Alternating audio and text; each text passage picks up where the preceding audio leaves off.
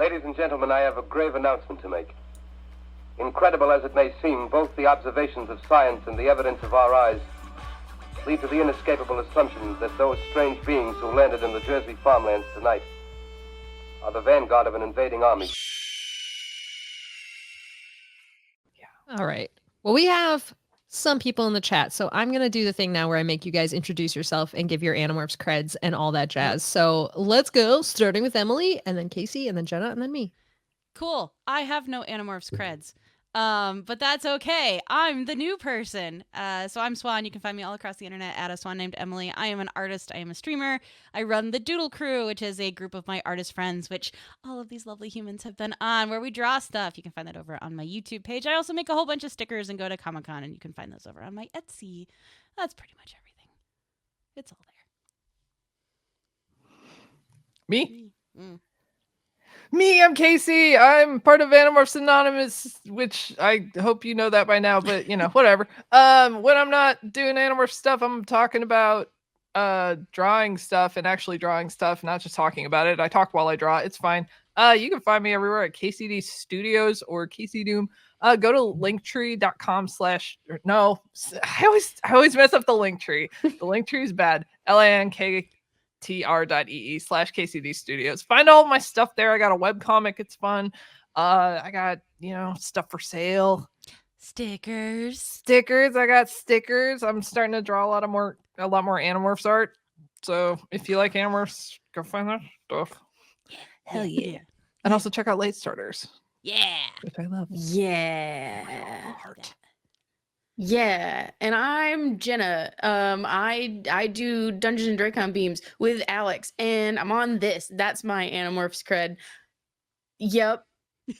You can find me at Jenna Chill literally all over the internet. If you haven't found me there, you're just not looking. Yeah, with one L. It's got one L. One L is very important because if you put in the second L anywhere, bad things will happen to you. I also do a litany of other podcasts, including Horse Girls with Alex and Tim, and just, some other stuff. More to come. We'll find out more on that. I'm Alex and Birds. I'm on Animorphs Anonymous, this very show, very, very show, and the one that talked about Animorphs for years and years and years. And I've dragged all of these poor people kicking and screaming into, except Jenna, who was already there, but then I dragged her into this kicking and screaming.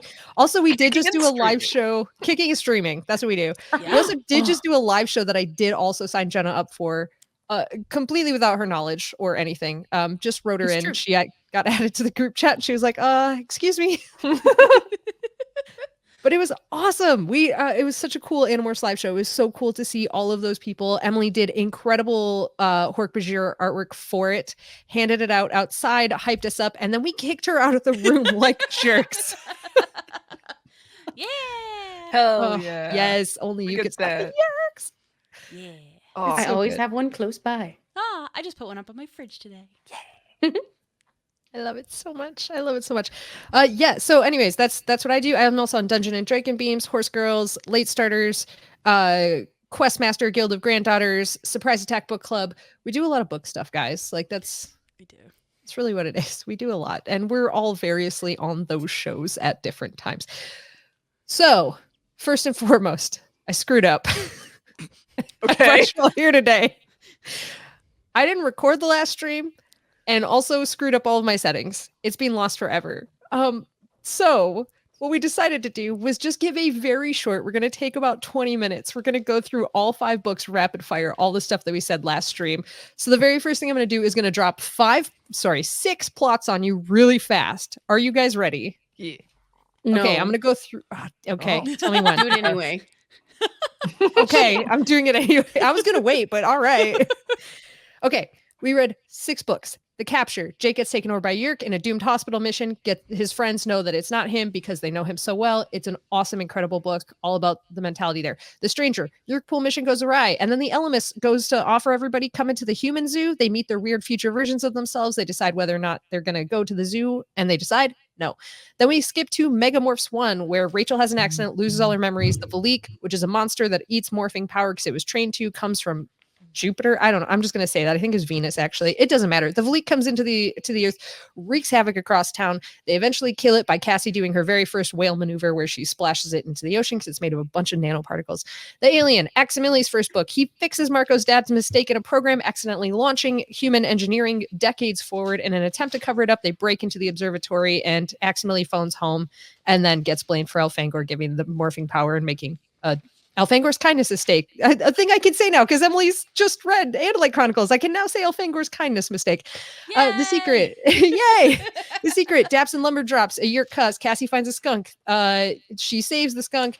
Yeerks are breaking the worst possible laws, which are logging laws. They do it without a permit. They get termites. They break in. That leads to a fight with Visor 3, all while raising baby skunks and a whole family. Ends with Visor 3 in a pool full of grape juice. And then the android. The Chi show up. They do a mission to recover the Pemalite crystal, which they do. They free Eric of his programming, and he decides it's too hard for him. So, fuck you guys. He's leaving, and that is the 6 books that we read for the last stream that we lost forever. So now I'm going to make you guys talk about it. I love it because one of my first top notes for book 6 is girl math. So I think it was when they were at the mall. And because Rachel and Cassie were buying something. So I wrote girl math in all caps, which I kind of love about my notes because it's just a commentary on what I was reading and no actual notes of context. So, yeah, I like that. Then I wrote, Jake Yeerk. Jake Yeerk. Oh my gosh. It was so good. Okay, so I remember sorry, I'm just going to somehow jump right back into this. Jake getting taken over by the Yeerks and all of his friends and his mental state and all of that stuff. I think we went on for a while about how freaking cool that was. Definitely, we did. Yeah. I'm constantly amazed at how early in the series it happens. Mm-hmm. I don't know. Book 6, right? Book 6, yeah. The first 6 just across the board have so much information and so much as a complete outsider that I was unaware I was going to get to know so early on. So also then I'm terrified because I was like, oh, well, then what else is there? There's still a whole bunch more books. Uh-oh. Uh-oh. You don't even know. I don't even know. Don't even know. Yeah. But no, I remember really liking the conversation between Jake and the Yeerk and that kind of play back and forth. And it was I remember being very vindicated because before we got to this book, I was like, oh, but couldn't they just separate the Yeerk and let it die after 3 days? So I was like, okay, I kind of called it on this children's book. I saw it coming, so you can't fool me. Ha ha. I was very happy about that. I'm very good at this. I love it. I love it so much. And again, now Chris is in the chat, so I'm kind of now I feel like maybe he's going to be embarrassed. I hope he's embarrassed that I brought this up. I'm so excited for Chris's book to come out. The way that the cover looks, it's the cover of the 6th graphic novel, which is coming out in March. I want to say it's coming out early next year, is Jake in the jacuzzi with all the Yeerks and everything. And it's terrifying. And I'm so excited for that graphic novel. So good. Oh, I love that. It looks cool as hell. Yeah. It does look cool as hell. I've forgotten everything I've ever said about an Animorphs book. Ever. I'm just sitting here blankly staring at the camera going, yeah. Smile and nod. Again, that's why I've taken all my notes in the same book. So like I said, I don't have a lot of context for them, but I did also write Earth is a Tough Neighborhood. And I was like, oh I remember that quote. That was good. Yeah. Oh, I know one of the notes I wrote was, it was very nice to see that the kids weren't easily duped. I felt like that could have been a very easy out. In some of the plot stuff to heighten the tension or, make it, oh, they made a whoopsie doodle. But it was like, no, they had backup plans. They had, or was it oopsie poopsie? Oopsie poopsie, yeah. Oopsie poopsie. To be canonically correct. I knew that was running through my head right in that moment. I saw your face. But no, so I liked that there was oh no, they had a backup plan. I like that even though they are still kids and they still have the kid moments, they think like good kids. They're not stupid and they're not spoken down to. And I've enjoyed that across all the books I've read now. Yes, indeedles. Fucking Yeerk. Sorry. Am I allowed to swear? I think so. Like the last Animorphs group panel I did was definitely like a no swearing situation. I Anyway. definitely swore on the panel Oh, and I then did too. just kept talking throughout it. It was Yeah. crap though, so it wasn't the worst one I could have done. Ooh, Is that a swear? no, I don't think that counts as a swear. it's not. I No. think you're good. I didn't Perhaps in swear. Canada, but not here. Here you're in the clear. I've heard people are raised with fart being a swear, so I don't want to ever assume. My mom was really against sucks. She did not like sucks. Like that was Okay. when I was like, no, I don't want to hear that. I was like, okay. That's at least she made it clear it was a preference sort of thing. So that's good. All right. So the stranger, the Ellimist human zoo one, where the Ellimist wants to either take them to a zoo and or let them keep fighting. Well, that's what we think the Ellimist wants. The Ellimist actually wants them to keep fighting, but has to offer them an out. Sort of. Yeah, it was kind of a mystical plot line, kind of a thing where like, actually, I want you to keep fighting, but the only way I can show you the exit to the room you're in right now is to pretend I have a thing to offer you. I'm so mad at the Ellimist. Like book 7 is like, okay, we see the flaws in this guy, but after reading Andalite Chronicles, I'm like, this Yep. guy, Yep. you Retroactively, I hate them so much more. Like we were already so hard on him when we talked about this book, and it's Yeah. just like, Yeah. sucks so bad. like if you're gonna do the thing, just do the thing. Just do Right. the thing. Stop Mhm. using pedantic scapegoats. Like you're doing it. We don't interfere. Yeah, which I will say, and I know we talked about this. It was the tie-in to comics, like especially Marvel and DC, that do this, where you always have an omnipotent being who's observing, who can't interfere, but is brought in, and I'm like, no, I'm happy to just hate you because Mhm. no, you're useless, and I'm mad at you about Mhm. it. Man, I tell you, the only thing that I hate more than like having choices is having the illusion of a choice. Oh my gosh. Yeah. Infuriating. Yeah. Freaking poor Rachel. Yeah. My first note on this one is, I like Rachel even more now. Mhm. But next note is I remember being very, very impressed with how the Animorphs series handles the reluctant hero. And I had said it feels a lot more believable and grounded than like the Hunger Games. And that's not a dig on the Hunger Games. It was just I was genuinely impressed because it felt so conflicted and so real in the conflict. It didn't feel distilled down into more simpler terms. Yeah. And that's an interesting thought too, because the Hunger Games is like another series that I love so much, but you're right. Like being in Katniss's head the whole time, she was already so capable going into it that it felt like a short step into the role of the reluctant hero. Whereas Jake was literally like, Mom said I can't skateboard through the park right now. And then like Yeah. all of a sudden he's the leader of a war front with guerrilla fighters. Yeah. Mhm. And I can't remember the specific stuff, but just any of the time you get inside Rachel's head, like the details of her thought processes on things are just, they're so, so good. And I love it. I love all the different character voices and how they feel so different, and the external perspectives on them versus the inside that you get when you are in their book. Mhm. That's part of why I'm so excited to talk about book 11 coming up, but we're not there yet. We're not there yet. I did also write that the Ellimist voice reminds me of Alpha Alex voices.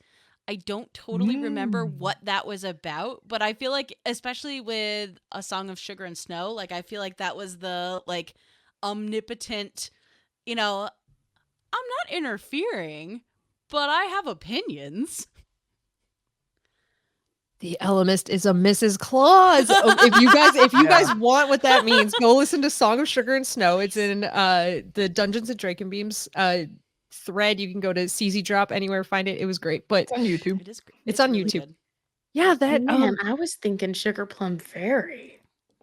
It might have been Sugar Plum Fairy. Yeah, that See, like I was very thinking- like puppet master-esque. That's why I was thinking Mrs. Claus though, because like, the whole like burning down of the factory coming in there was like because of like Mrs. Claus's planning, which wasn't revealed to the very end, but it like gave them the illusion of having some. That's why I went Mrs. Claus, but it could very well be Sugar Plum Fairy as well. I like it. This is a side conversation that no one will niche. understand. It's so fun to be on the other side of those conversations, right? In this moment, that's very exciting. Oh, I like it. Oh, all right. Well, speaking of Rachel, you guys want to do a quick Megamorphs 1? The Valique comes down. We find out Marco Yeah. did a poop prank in a pool, which is very unimportant to the plot, but here it is right at the top It's of my important to brain. Marco. It's very important to Marco. I remember I took so few notes on this, and I don't know why. No, that's a lie. I do know why. It's because I did not leave myself enough time, and I was reading very quickly. But I remember really, really liking this one, and it felt so different from everything else, and not in a bad way, just in a like, oh, this has a different pace, this has a different like popping around, and the trying to help Rachel and her being unknown. Oh, and I do remember we spent a bunch of time talking about, maybe not a bunch of time, but we spent time talking about the woman in the cabin in the woods, because I was Yes. curious, because I was like, oh no, this is that like you're setting me up for this to pay off again in the future, and I want to know. And nope, just a example of casualty Yeah. of controller That's a good feeling. way to put that. Which that doesn't diminish, like those scenes were very cool, and done well. I love a scene where there is a character who is searching for information and has lost themselves and is trying to communicate with somebody who is broken in a way like that, because there is that level of frustration that you can't communicate, and you almost subconsciously know that the ramblings mean something, but you are so lost yourself that you can't piece it together. So like, it is such a beautiful way to have that frustration and have that confusion. And I also feel it so beautifully demonstrates somebody on the other side of having been a controller, who may or may not have been, fully functional before, but just the like, oh no, this whole thing that we kind of casually look at because we went through it with Jake and we all made it out okay. Not everybody is so lucky.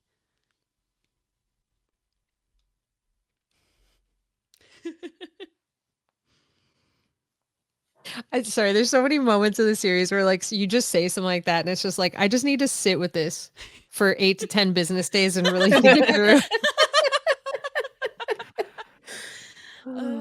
It's very, very cool to experience it as an adult.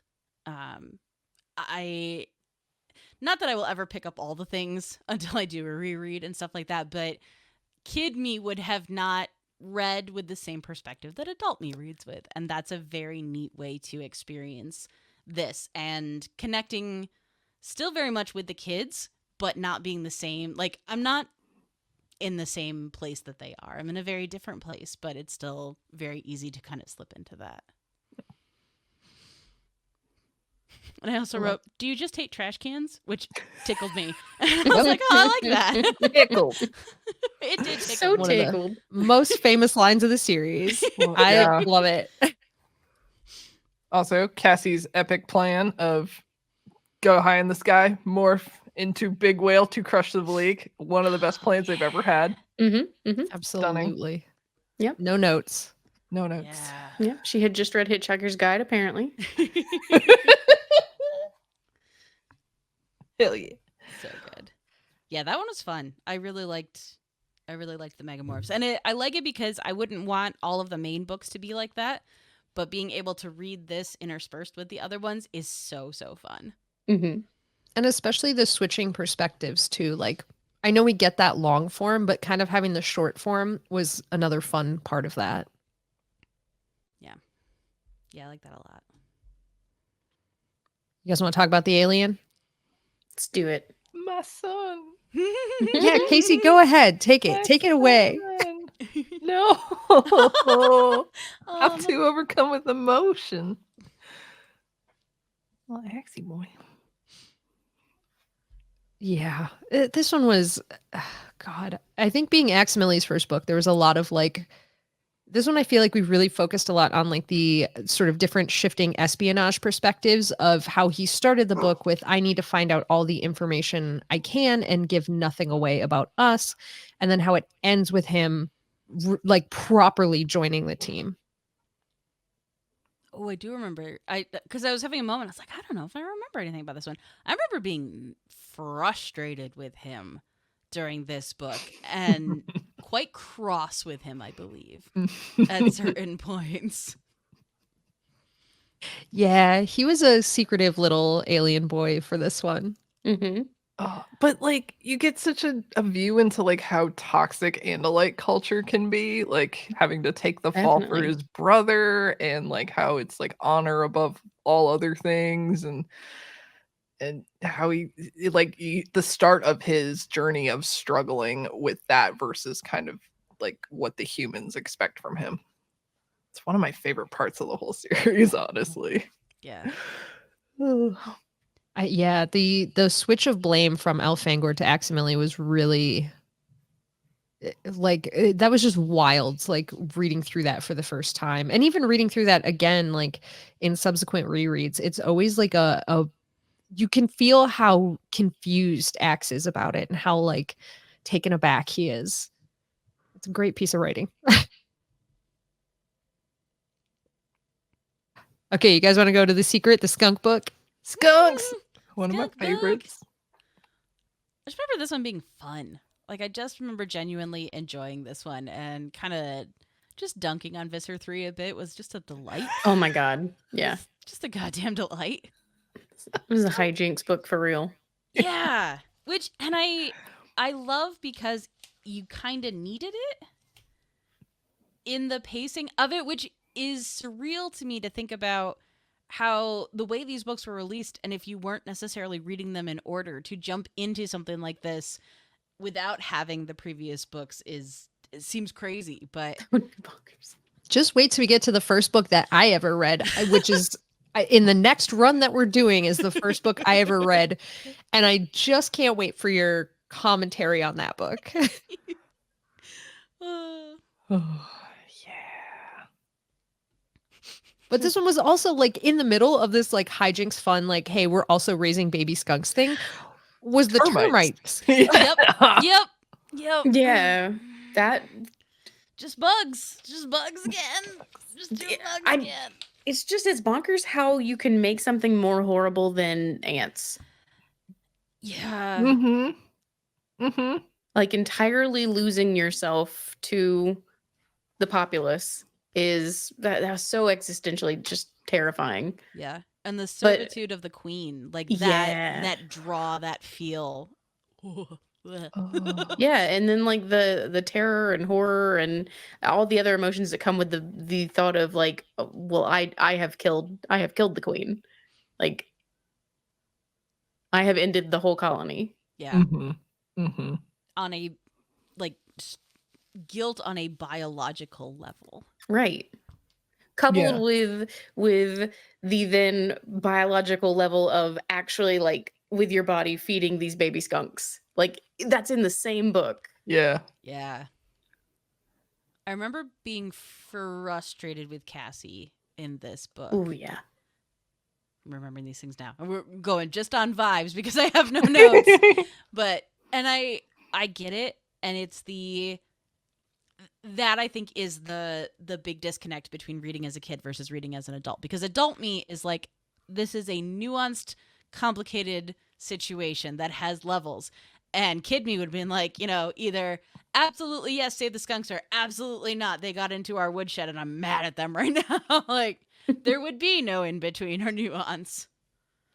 This was such a fun part of rereading them with Kaycie a few years ago. Was I came into it with the nuance on Cassie that I had when I was a kid reading, and even like in college, right? Which I still kid enough that I didn't change my opinions, and especially because I wasn't investigating my opinions. I was just rereading a series I loved, and so like coming with the childish perspective that I had versus reading it and analyzing it and then realizing what a dumb fucking idiot I was fantastic. Just fantastic. And like Kaycie was like, why are you so mad for literal years? And then I had to be like, I'm mad at myself. Okay? I'm mad at myself. For literal years. Oh, that's such a vibe. Oh, it's delightful. God damn it, Kid Me. Get your shit together. It was literally like, turns out I'm the failure, actually. Like, I think the whole time you're like, Cassie does this really terrible thing. It's really terrible. And I kept trying to guess what it was. And then at the end, I don't even quite remember my reaction, but I wasn't like, oh yeah, I see what you mean. I was kind of like, okay. I mean, she saved some babies. That's so bad. Yeah. Babies. They're named It was a after childish girls. opinion is what it was. Okay. Yeah. Yeah. Yeah. The whole falling asleep thing, that was pretty Oh my fucking god. annoying. That was pretty bad. Yeah. Trying to escape everything. It's that whole starting to I like escapism through naps too, but like not when I've got 2 And- hours till I have to be somewhere. No. And And that somewhere is back in my own body. Yeah. I'm, just to add a new sort of flavor and then moving on.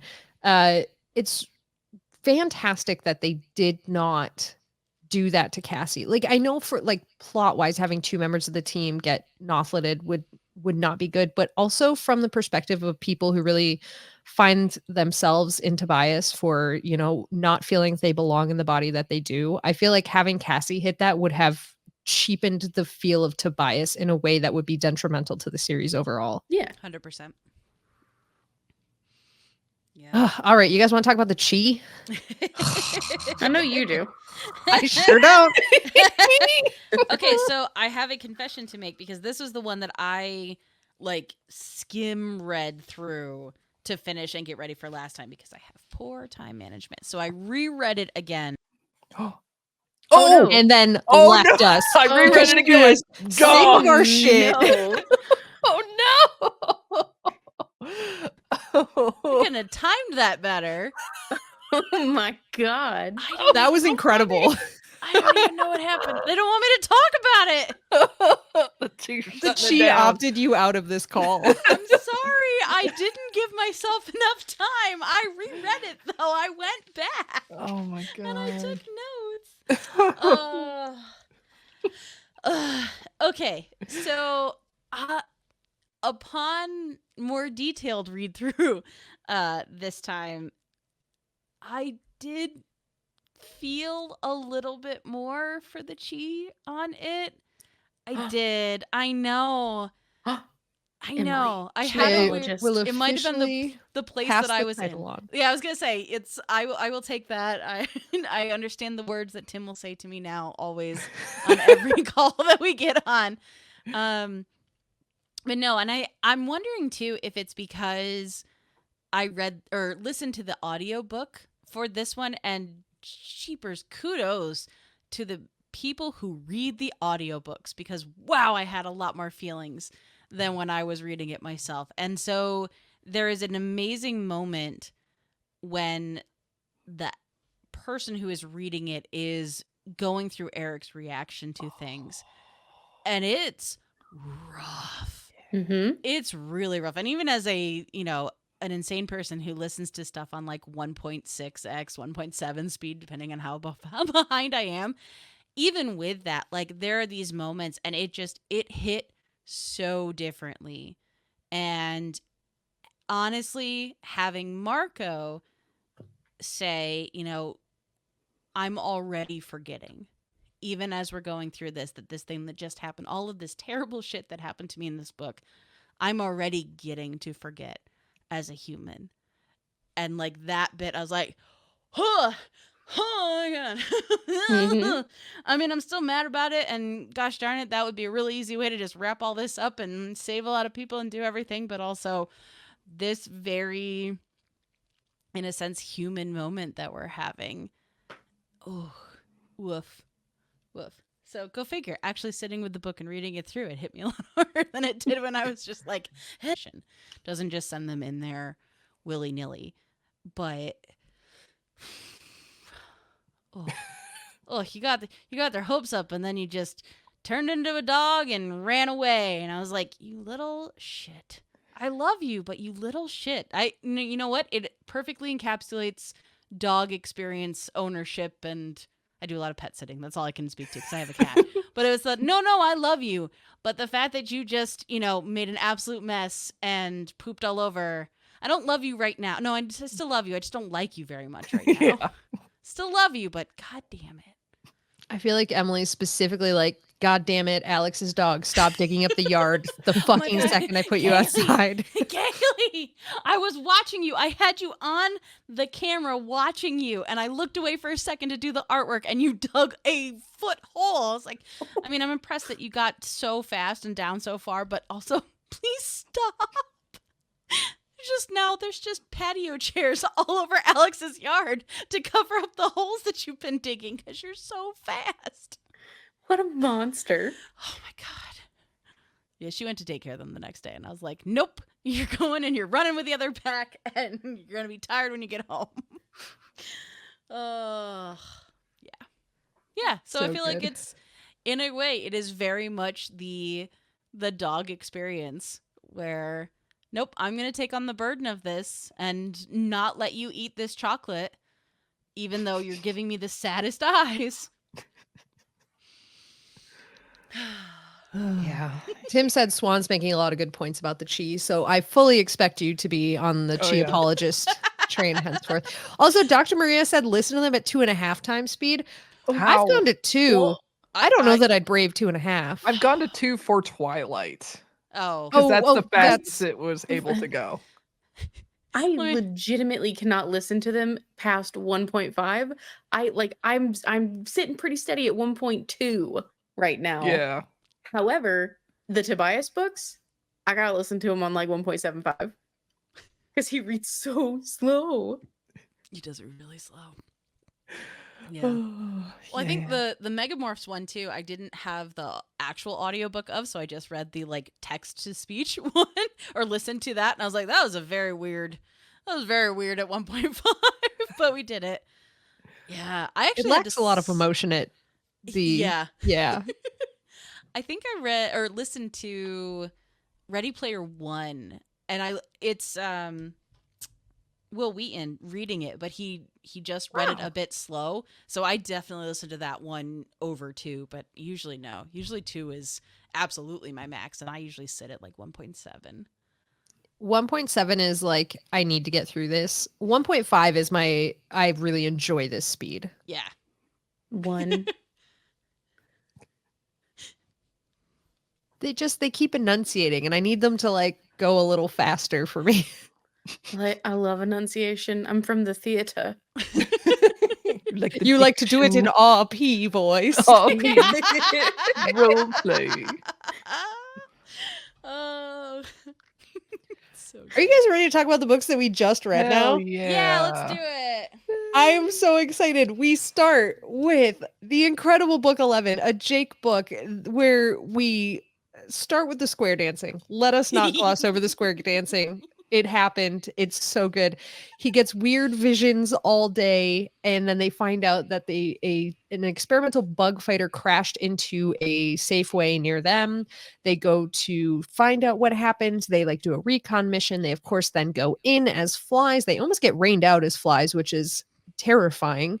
And then once they go in there, they steal it. They get chased by Visor 3. There's an explosion. They shoot at the same time. It rips a stereo rip through all of space and time. They end up 24 hours prior in the jungle of South America, where they then have to go into a survival situation.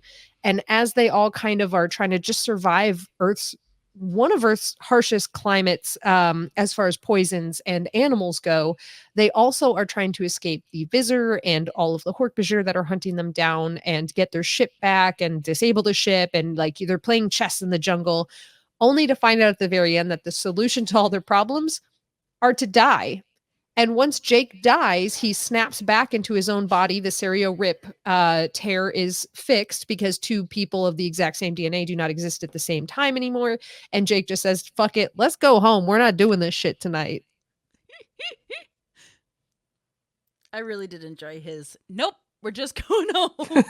Is this a good idea? And Yes. absolutely not. Let's Absolutely go. not. No. Hard pass. Let's go home. Yeah, I did love this book starting out with dancing. It delighted me more than it probably should have. But my first note is, damn, coming for my dancing first thing.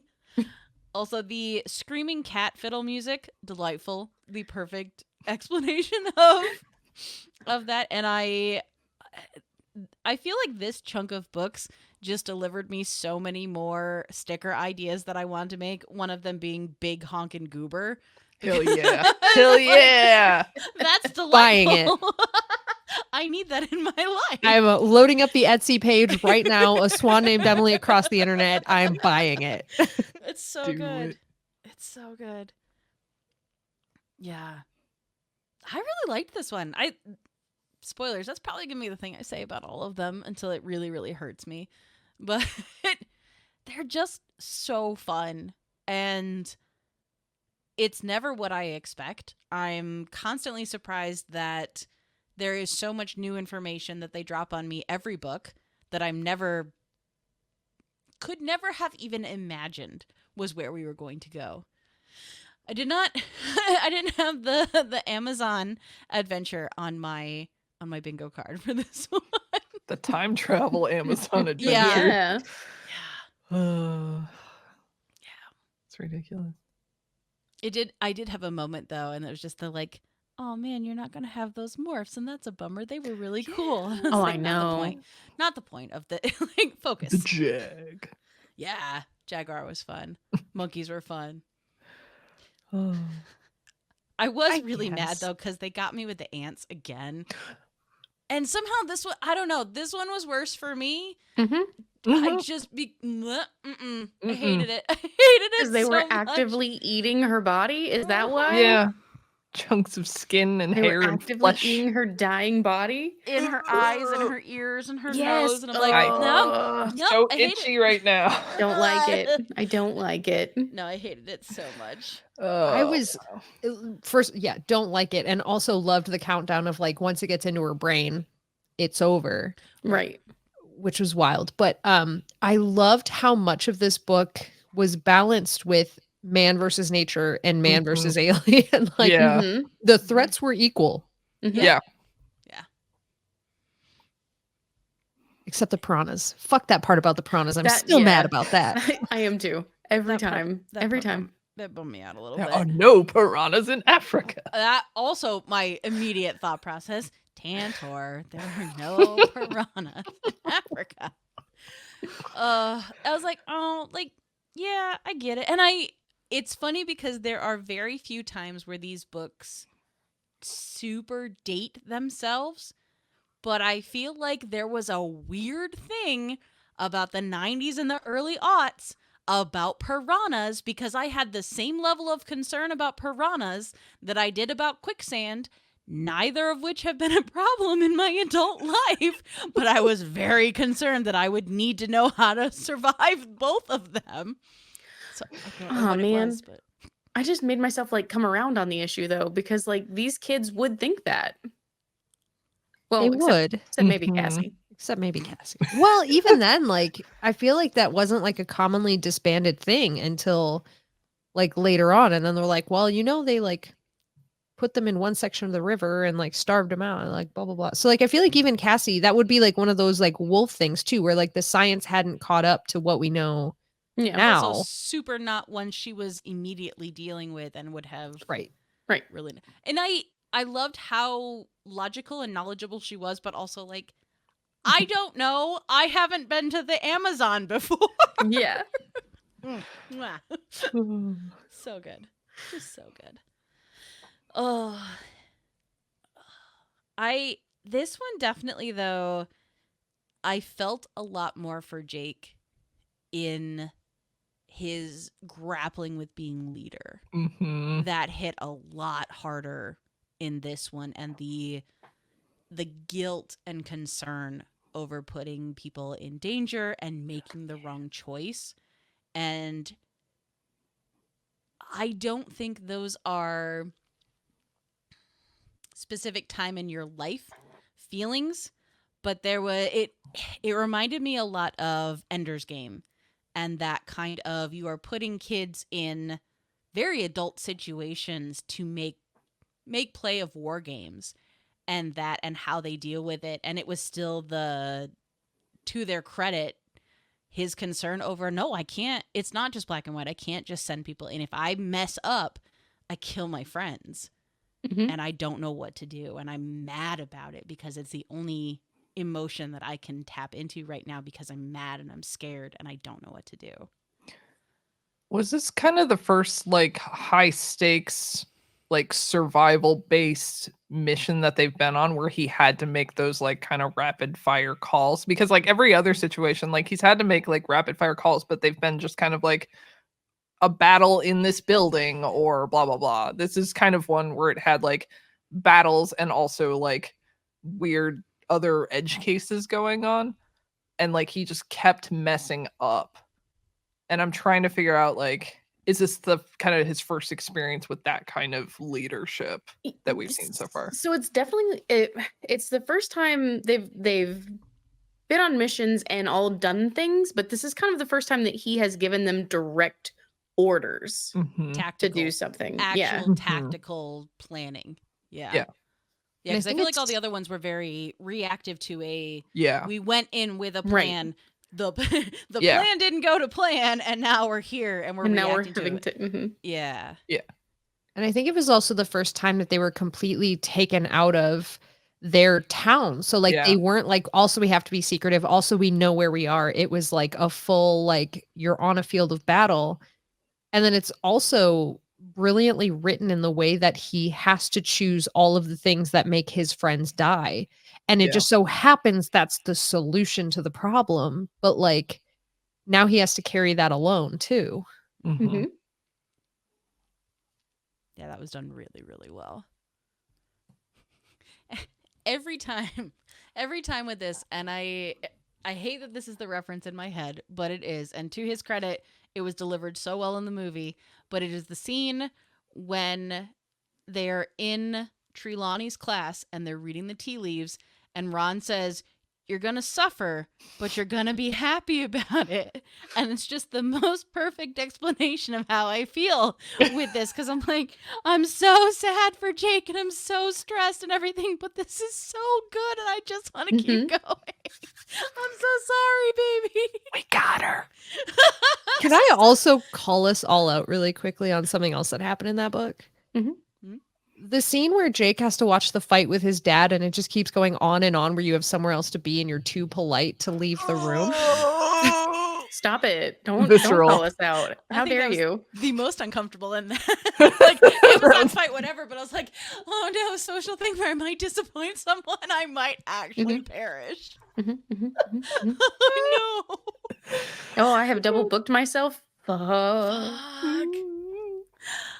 I did have a stupid moment too, where because I rolled right into the Marco book, into the Jake book, where I forgot who was talking, and I got really confused, and I was like, wait, why is Marco being weird about, and it's not Marco, it's Jake. And I had to like reset myself, and I was like, oh yeah, we're fine. Okay. I was like, oh no, I can't leave, but I need to. Yeah. Rough. Just rough. Just rough, top to bottom. Rough, buddy. Just rough. I love that Axe got to have that like Doctor Strange moment where he's like, well, I thought it was a possibility, but if I'd told you, you probably wouldn't have done it. Yeah. Was this the one where the girls in the games? Yep. one? Yeah. Yes. Yep. That's another like classic fucking was- Animorphs line. Precious. Well, there was a game, and there was also this female, and I was like, you could have learned about this very important plot thing, but you didn't. The worst. Oh, so good. I will say though, I didn't have as much frustration with Axe in this scenario, because I didn't feel like he was purposely being secretive or misleading. It was I don't fully know. I'm giving you the information I'm confident giving you, but speculating feels bad. and I Mhm. don't want to do that. Getting there. All right, you guys want to do a book 12? Which I think. I know you want to do book 12. Oh, I will say I did get really delighted that they mentioned Christy Yamaguchi because she was one of the figure skaters that I really loved watching growing up, and I was like, Hell I know yeah. that Yeah. one. Oh, makes me so happy. I just as a side thing, trying to make sure I have my notes. I did really, really enjoy the human controllers panicking and firing into the woods and almost hitting Oh. Visser 3 and just, Yes. you know, That was so good. there's Oh, Oh, no. no. The chi. They're The back. cheek. They're back. They They're like- interfere. Oh no. Emily is making such a good point though right now. I know. It's Hang on choice. 1 minute. Oh no. Oh, Oh God. no. Oh no, Emily. Oh no. Oh, I need to know. I gotta know. Gotta know. what Oh, to poor do. Emily. Oh. oh, Hello. Oh, oh, Jesus Christ. take it from here. Yeah. Not even being doofy sidekicks, just making genuine reactions to a stressful situation and almost completely killing him. It's like, aw, that would have been such a bummer. Nah. Would Or it? not. Unless. Unless. Could have snapped him back to the present even faster. Yeah. Wait, Yeah. past, present participle? Mm-hmm. Yep. Huh. Yeah. That does mean that Visor 3 and all of his lackeys did die also in the Serio rip. Oh. Small victories. Small victories. They did die. All right. You guys ready for 12? Yeah. 12. Let's do it. It's the Rachel Crocodile book. Oh God, one of the best in the world. So Rachel goes to the zoo on a field trip that Cassie is very embarrassed about. Emily now knows where my nice is neat shirt came from.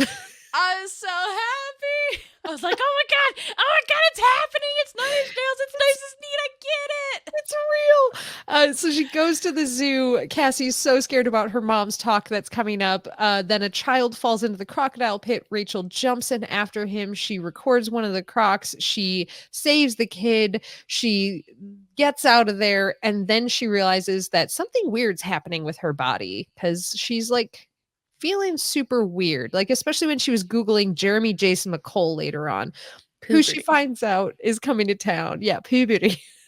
So she, anytime that happens, emotions, anything like that, she starts morphing uncontrollably. We eventually find out this is an allergy to the morph that she acquired.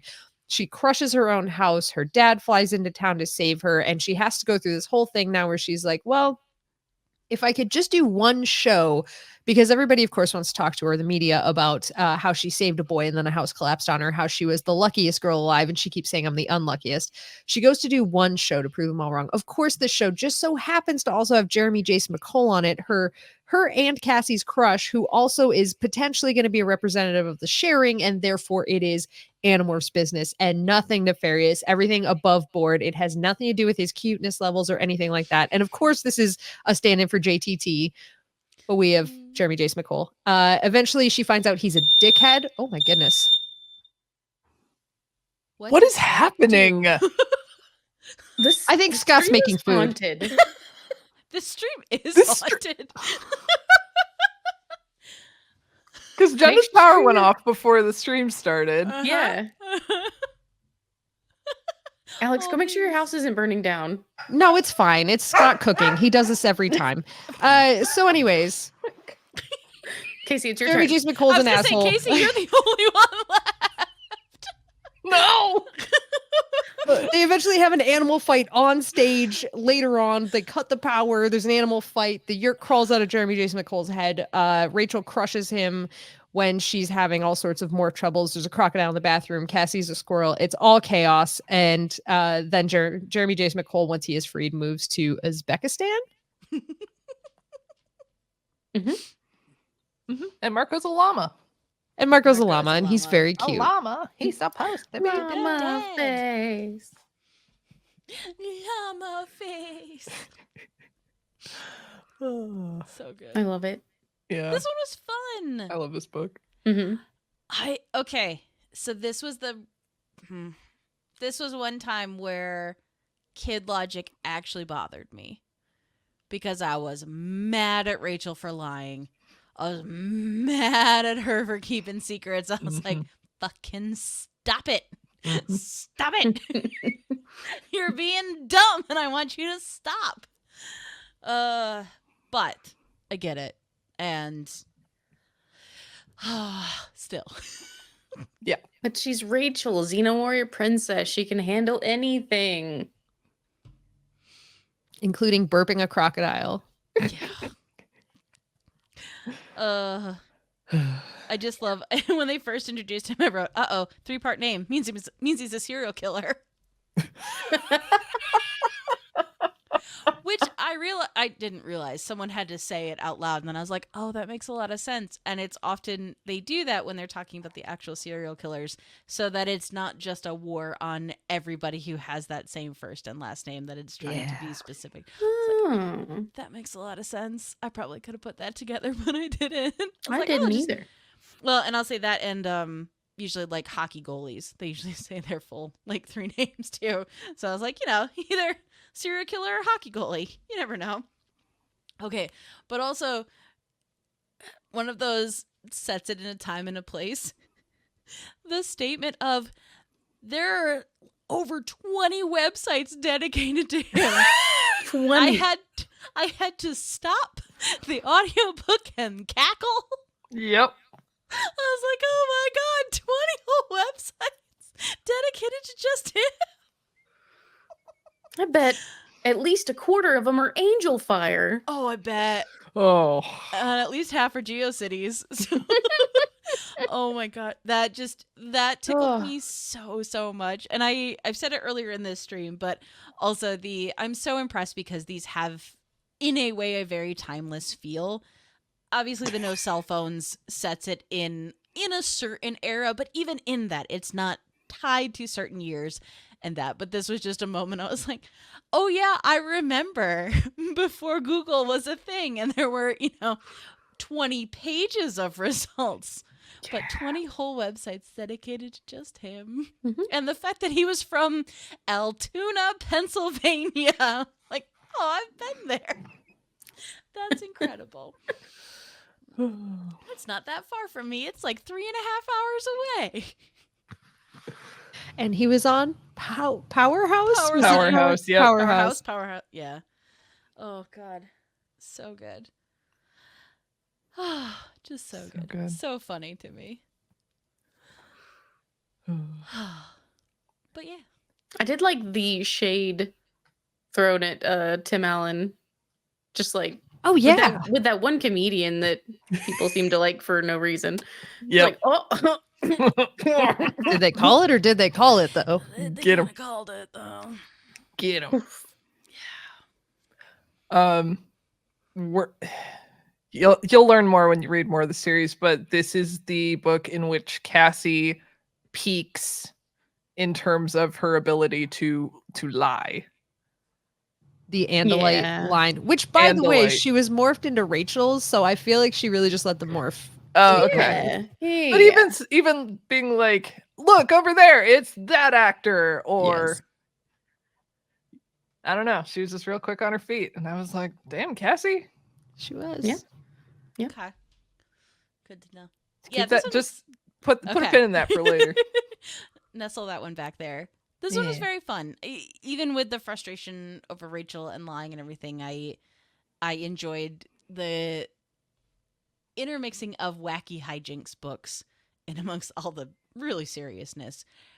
To that credit, though, I was impressed that Jake was genuinely pissed.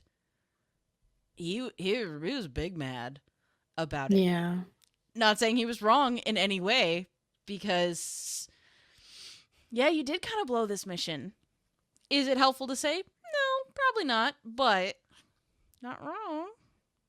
I think it kind of is a little helpful to say, because it's like, Rachel, you actually can't handle literally everything on your own alone. You have to talk to people about things.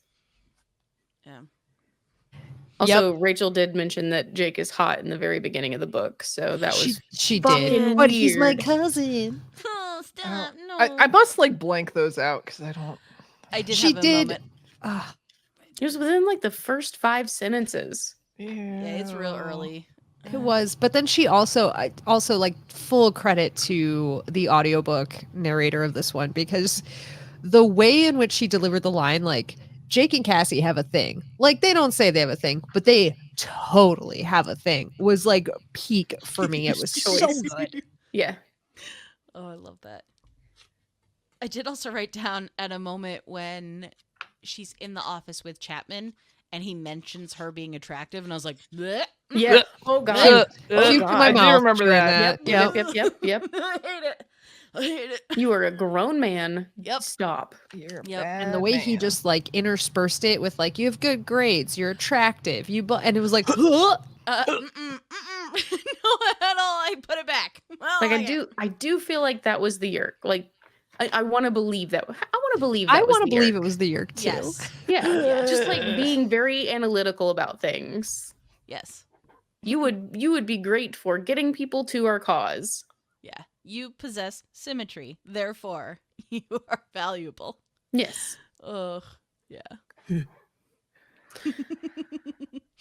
The worst. I also did love her walking out with the bare feet. with the And her being like, bare- "Oh yeah, you like my boots?" She's like 10 years too early for that trend. And I Yeah. love it. But they called it. They called did. it. They really super did. Oh, have you guys seen the platform Crocs with the fur? I have not seen platform Crocs with fur, but I Yeah, have seen them just platform Crocs. the whole thing covered in like this brown fur. Hate it. It's a sight. I don't. It know is if a I'm ready. thing. I was just gonna go over here to Google really Yep, quickly. yep. It's bad. Don't It's mind bad. me. I'm already like not a Crocs fan, so like, you're making it worse. No, I I struggle. am 100% a Crocs fan. I struggle. Mom says they're really comfortable. She went to the mall. a place she Everyone says hates. that. She hates the mall, and she went to the mall to get Crocs. I was like, okay. The shoes that I wear every single day, because I work from home, are a pair of Croc slides. They're so comfortable. We're talking about Hey. Crocs on the crocodile book. We are. I Also, I lo- didn't know what slides were until I met Austin, basically. Oh. I'd never heard them referred to as slides before that. It's a southernism. I don't know. At least midway, because it's not. I feel like it has made its way to us now, but it was not. Is that the same as a slip-on? I think so. Yeah. I don't want to show you the shoe because it's like dirty from me walking outside. That's okay. Give me that dirty shoe. Oh, Oh, that's cute. Yeah, It they look reminds like me of 7-Eleven. 7-Eleven. It is 7-Eleven. It's 7-Eleven branded. I did it! nice. You did. Also, I love the comment in chat of York HR meetings would be fun from Tulime. That delights me. So fun. Jeez. Oh god. Yeah, no, those are cute. I'm fully saying this as something I saw on TikTok and I did not fact check it, but they were talking about how the movie Idiocracy was looking for all of these things to represent humans in the future and everything about the movie.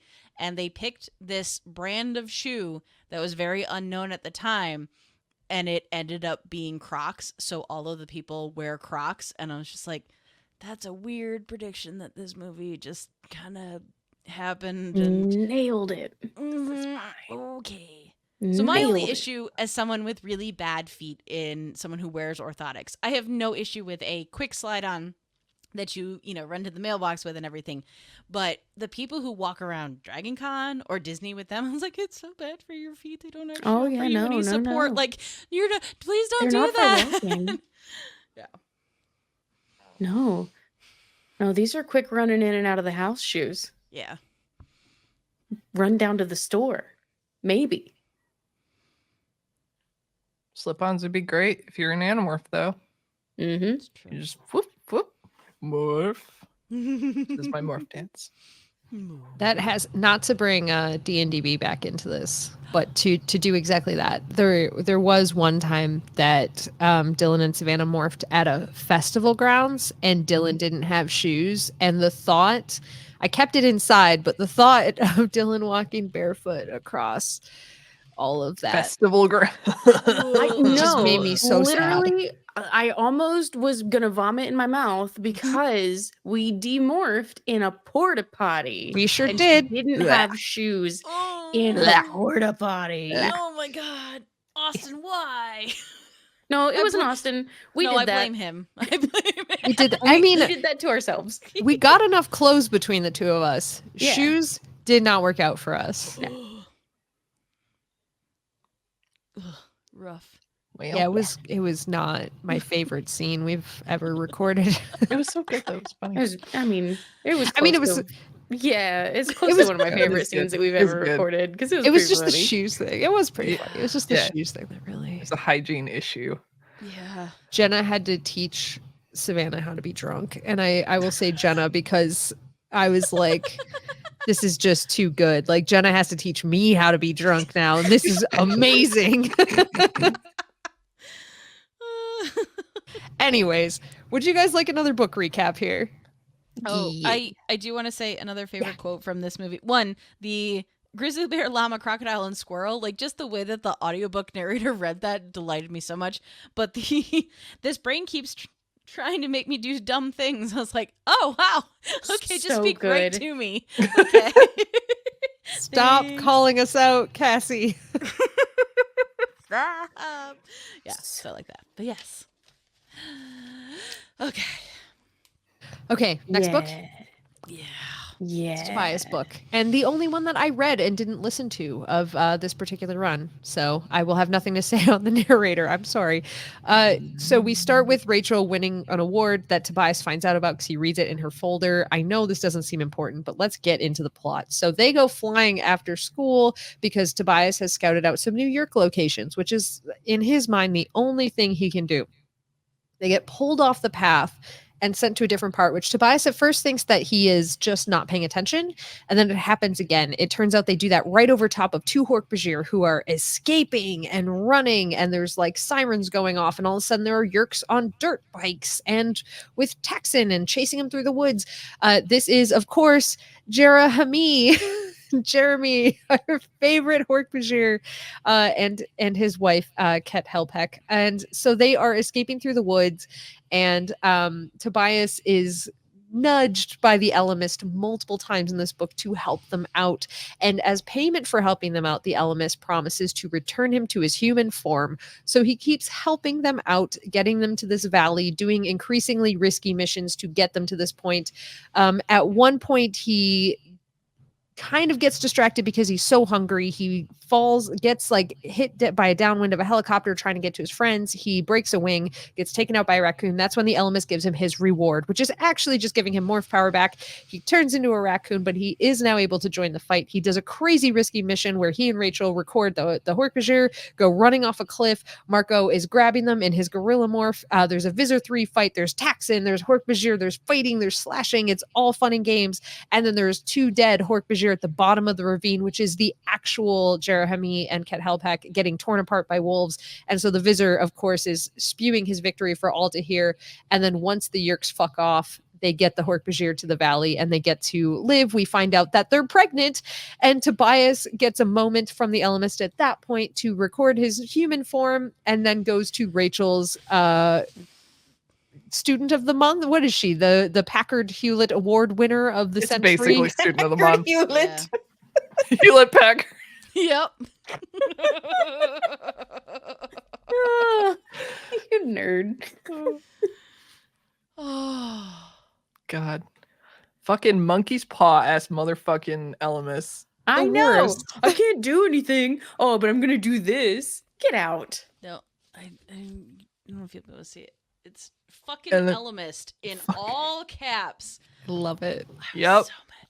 Oh my gosh. This book. Okay, now I will never be able to separate because one thing happened in time. I don't know if this hit so much harder because of Hork-Bajir Chronicles and everything that we recorded and all of that, but holy cow, I had a rough time with this book. Yep. I had a lot of emotions, a lot of feelings. Oh my gosh.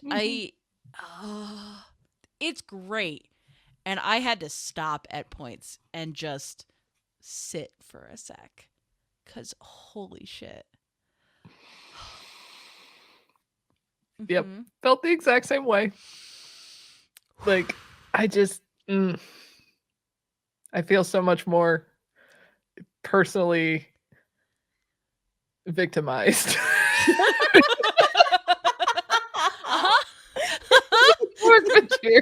Now that I've gone through that. Fuck. Yeah. No, I absolutely had a moment when the names of the Hork-Bajir popped up, and I was just like, Kefa? And then I was like, gotta pause. I gotta pause for a second. I'm so sorry, but I'm so glad that you didn't know. Okay. I was thinking about you the entire time reading this, going, "Oh my God, Emily." Yeah. As soon as you said which books we were reading, I was like, oh shit. She's gonna have a bad time. Or a good time. Or Like, a good time. imagine, like, I can't imagine getting that drop on you where you're like all of a sudden like, holy shit, I already know these characters through a super emotional thing that we did. Yep. I was like, oh no. Oh, but so good. It's just so good.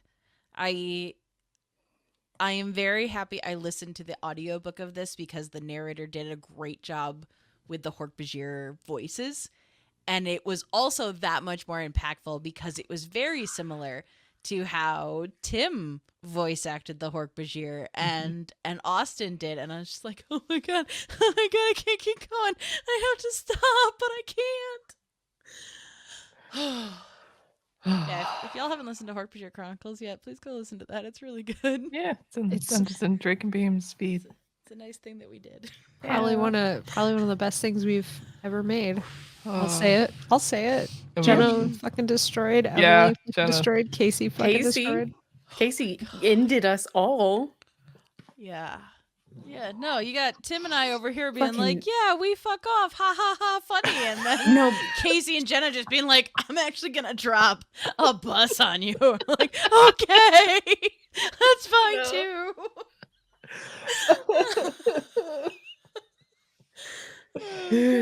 Oh, so good. My precious baby, Jera Hamid. Oh my god. I love him so much. I genuinely love the Hork-Bajir. I already loved the Hork-Bajir in the original series. After doing that game, I love the Hork-Bajir so much more. Yep. And like, especially these two books. Sorry, Emily. No, please go. Okay. But I need you to say your thought right after I'm done with this. Okay. Because all I was going to say is like you reading this book and then the Andalite Chronicles and then going back with the Hork-Bajir Chronicles that you read, I can't imagine what like the oeuvre of your sort of knowledge is right now. It's got to be insane. It's surreal, I think, is the only way. And I know we talked about it on that first episode because going into book 1 and having the Hork-Bajir show up as this terrifying thing and already having so much empathy and sadness for them. This was the payoff for that. This was the, oh my gosh, we got there. We got to the seeing them, actually getting to see them and know them and feel for them. And I am positive that having the Hork-Bajir Chronicles book already in my brain just made that hit so much harder. It was really good. But, oh, wow. Again, my emotions. I was full of it. I had to say, it worked out well that I could take a break after this book. So I was like, I need a moment. I need a little bit of time after this one. Oh, But so good. Just written so well. So I have loved all the Tobias books. This one is my favorite of them, but just it was just so good. Yeah. Yeah. There's a moment that I love that I don't think I've noticed before, and that's when Tobias and Rachel are running as the Hork-Bajir and they see the Taxon, and Tobias gets this like overwhelming, feeling of rage, and he's like, fuck the plan, like I just want to fucking destroy this guy. And Rachel is the one that has to talk him down, because like I feel like she knows exactly what he's going through, and she knows that anger, and she has to be the one to be like I get it, but like don't do this, bud. And I just loved that so much. Yeah, and I also wonder how much of that is like, it's obviously a little bit of Tobias wanting to protect Rachel, but I wonder if it's also Jerahami wanting to protect as well, and where that line is. No, the moments between Rachel and Tobias in this one were fantastic, and just you're just saying casual things and just breaking my heart with them. I'm like, okay, that's fine. I don't need that. That's fine. I feel fine. Huh? You mean like literally the very last line in the book? Oh my god. Get out. Like, oh, Get it ended out. me. Hi, Rachel. Yep. I'm sorry. I need to just lay on the floor now for a significant amount of time. Thank you so much. Oh my god. No, and this one, all of them are fun. All of them are, I'm so curious to see where it's going to go. And I know we have mentioned this, and I can't remember which episode we mentioned it on, but they are formulaic in a very specific way. And I say that with no negativity associated with it, but just nope, it opens, you present me with some stuff, we have a conflict, we have a big thing, and then we have a resolution in some way, which I also understand is how writing works.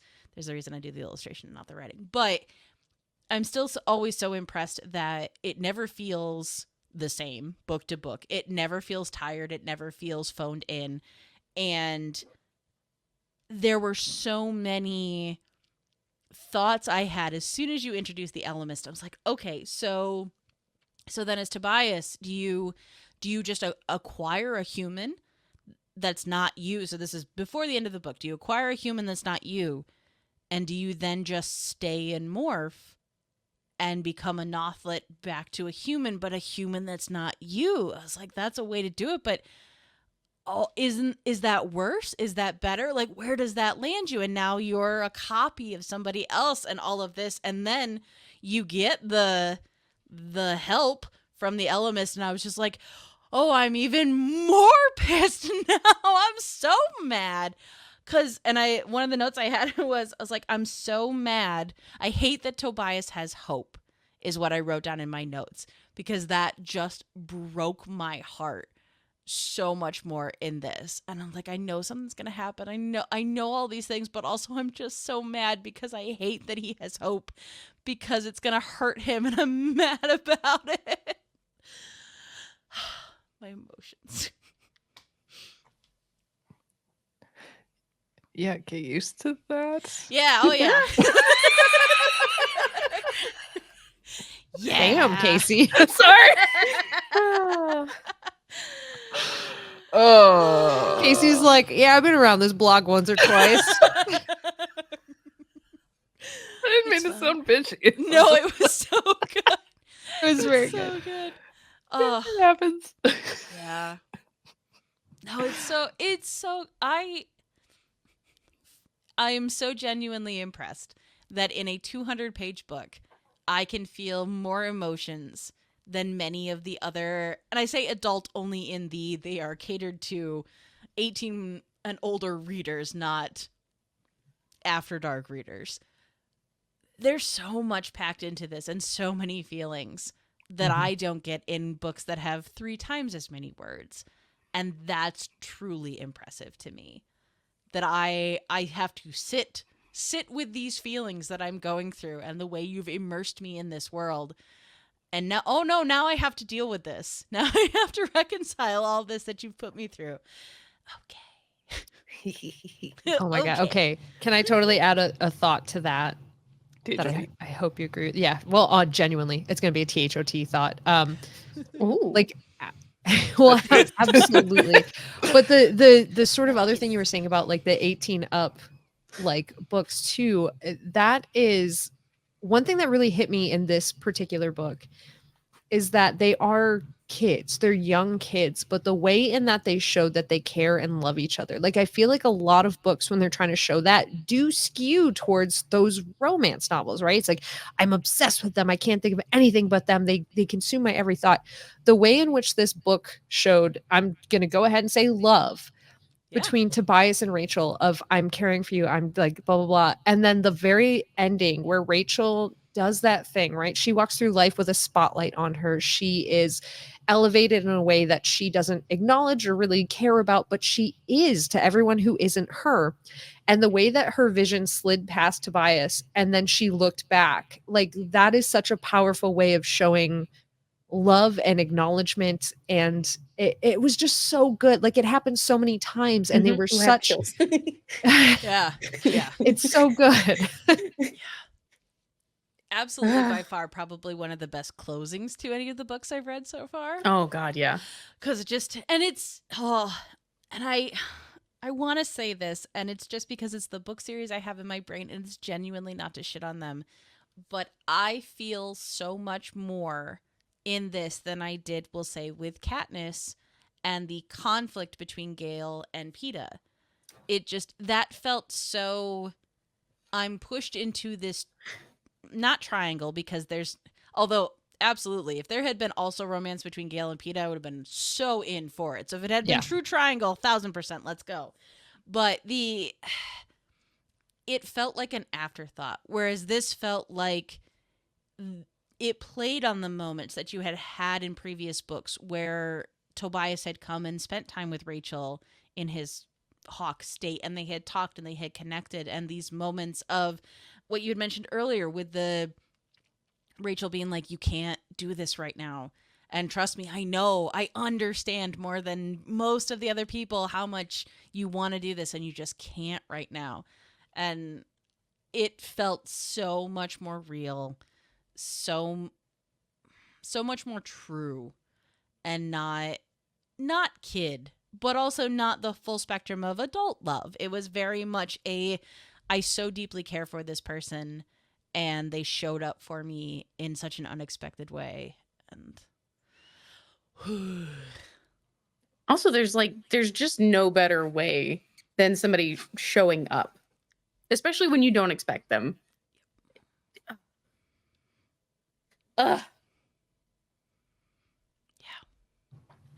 We are dipping into the deep hurts now. Just oh yeah, this one's You like, want my oh, you've trauma? been hurt? I'll give it No. to you. You're gonna hurt so much more. Oh God. You're biased, bitches. I know I'm a sucker for it. All right, do you guys want to do Andalite Chronicles, and then we can talk about everything as a whole? How the hell does one even recap the Andalite Chronicles? It is. There's no way to know. It's 3 books, guys, and genuinely was broken into 3 books at one point. Oh, that's interesting. Yeah. Look how So, fucking swole he is. Look at he's them so horse swole. dicks. Look at that Boris Vallejo ass, Andalite. An Artner jerk. Wow, great. This bodes well for my recap. Ghost. Okay. So we start where we meet Elfangor. He is an Arith on the ship. He is learning how to be an Andalite warrior, and of course everything's going horrible because they are steeped in male tradition and etc. There is the Skritna, they come across a ship where they're taking people from Earth. That's how Loren and Chapman come on the scene. They go to take them back to Earth, realize the Skritna ship has the time matrix on it, and they must go back and do it. This is, of course, what Aloran, or no, oh dear God, this is terrible. Now I've lost all of their names. This is going so well for me. Arbron, thank you. he finds, and then they go back to retrieve the time matrix to get to the Skritnow ship, end up in the middle of a fucking wild ass skirmish, sort of going to the Yerk homeworlds, where they have to go down there. Or Taxon homeworld, they go to the whole Taxon mound. There's the Yerks taking over. There's a fight there. Arbron gets Nothlited into a Taxon. There's a whole plot where we get to Subvisor 37, and he is doing some wild shit. We eventually learn that is going to be Visor 3. He pulls a plot to get over into a Lauren's body using Chapman and Lauren and all that stuff, and then they use the time matrix. They have to go to this wild world that's a blending of all three of their consciousnesses and experiences. There's a sad faceless McDonald's man. They eventually figure out they have to go to the center of the universe where time is speeding up, and they do get the time matrix into Elfangor and Lauren's hands. It's really Lauren who's the winner in this. We find out humanity is just so goddamn hard to kill, and then they're able to fix the time, go back to Earth. Lauren and Elfangor falling in love this whole series. Elfangor decides to stay on Earth. He goes ahead, mixes himself up a new human, which turns out to be like the guy that explains Windows to people and makes computer programming and moves Earth's technology forward so fast. And then the Elms shows up at the end and is like, hey, dude, I hope you had a lot of fun. You got to go home. I'm going to shoot you back into the middle of the war. And then Elfangor's like, well, it is my duty. Shoots him back into the middle of the war. And as he's leaving, he's like, by the way, your wife is pregnant. And then fucks off. He's the worst. The fucking goddamn worst. Yeah. So mad. So mad.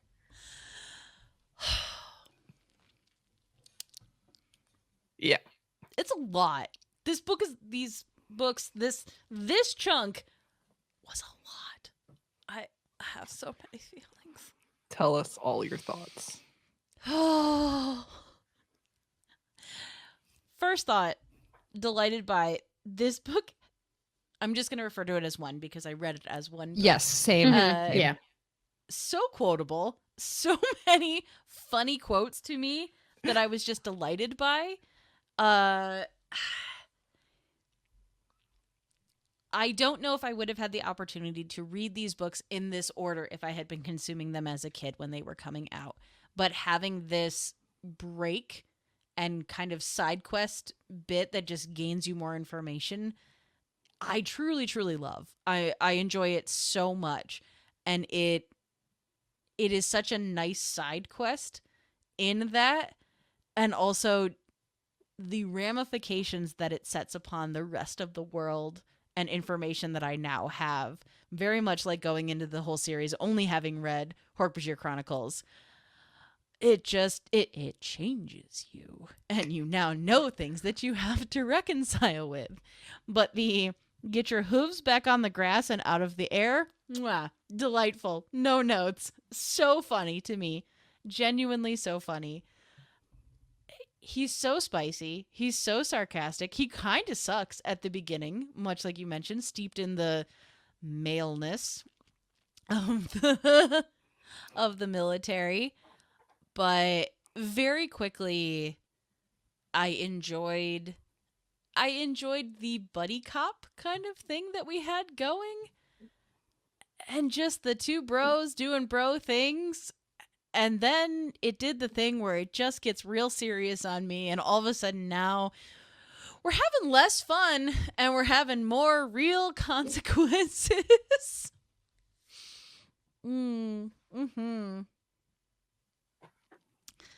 Also, I wrote down, and this is directly to Tim as the person, and probably Scott too. I'm just gonna start telling them not to bang their stocks when they walk into places that are short, because that was truly, truly funny to me. Don't bang your stocks in there, and I was like, oh, I love that. Gonna use that. Oh, jeez. Yeah. Oh. Yep. Yeah, it's just wild to think that this is the same book where we get Arbron Nothlited and trying to trick Elfangor into killing him with the Draken Beam, and also driving a Mustang through the desert drinking dirt pepper. Like, Yeah. those both happened here. Just putting the statement, the red statement to me of putting my foot in a bucket of the brown liquid. I'm just like, oh my God. Yep. You said it and you moved on from it, but I can't move on from it that quickly. You just painted me the most vivid mental picture, and I cannot let go of this so fast. Slurping up that der pepper with the drinking hoof. It's just like the idea of one hoof in the passenger seat, just, oh, so fucking funny, so good. Oh my God, dead, just time of death, right that moment. Oh my God. How did he even fit in the car? Nope, I think he that was- cut the He took seat out. Yeah. Yeah. Okay. I had the same thing. I was like, but wouldn't he be too tall? How's he moving the pet? I had so many How's he- questions. Oh no. Yeah. Ugh. It's fine. Don't think about it too hard, I guess. Nope. I was like, okay, so I guess his drinking hoof has to be his back foot. So maybe it's in the tucked in behind the passenger seat, but it's a Mustang. Is it a coupe or is it a sedan? Like, I have so many questions. Oh, so good. So good. And I know we had talked about this a bit from Thoughts for Ratu in the I'm such a sucker for some of the romantic tropes, and I kept wanting to call him Oberon, which is not his name, but that's the Steph influence of the Shakespeare movie. Mhm. She's in there too. There's so many little slugs in my head, like puppet mastering me. It gets very busy. But him being like, yeah, use your charm, Elfinger. And I was like, I love that you just pushed your friend right under the bus with that one. Amazing. So good. So good. So like that He's little so bit, I was catty. like, oh my God. Mwah. I love it. And them being cute and starting to like each other. I'm like, yeah, I'm in. I don't care. I'm so in. Freaking, I think, Jenna, I think you were the one when we did Andalite Chronicles earlier this year where you were like that the narrator really sold the romance to you. And I was listening yeah. this time around and I'm like, yeah, she's Yeah. right. The Like, narrator is so good. I have a in voice this. crush Okay. on McLeod Adams. Oh my gosh. Yeah. Well, I would if it wasn't for Elfangor Yeah, and Ev- Lowen. and Every- Loren. Loren, I can't hear Loren ever again. every Please. single thing Loren. that doesn't have a pre-established pronunciation, he pronounced it the completely different way than I would have Elfingor. pronounced it. He says it like a spell in a LARP camp. Yeah. God, that's Elfingor. too accurate. It's perfectly but accurate. You got it in one. Mhm. Somebody throws a little sandbag at you. Elfangor. Yeah. Elfangor. I will say, having recorded many a podcast with the group from all over the country, the constant discussion about pronunciation made this just very silly for me. I was like, nope, this is the mountain range that runs through the eastern side of the country. This is just where we live, and we just all have to deal with the terrible pronunciation that happens. I just love how we can't agree on pronunciations of so many words, but we're all like, it's Elfangor. Like, as if the alien one is where we draw the fucking line in the sand. I'm so sorry. Why would he pick the name Alfangor? Yeah. That's so stupid. Yeah. God. Oh, so funny. Correct.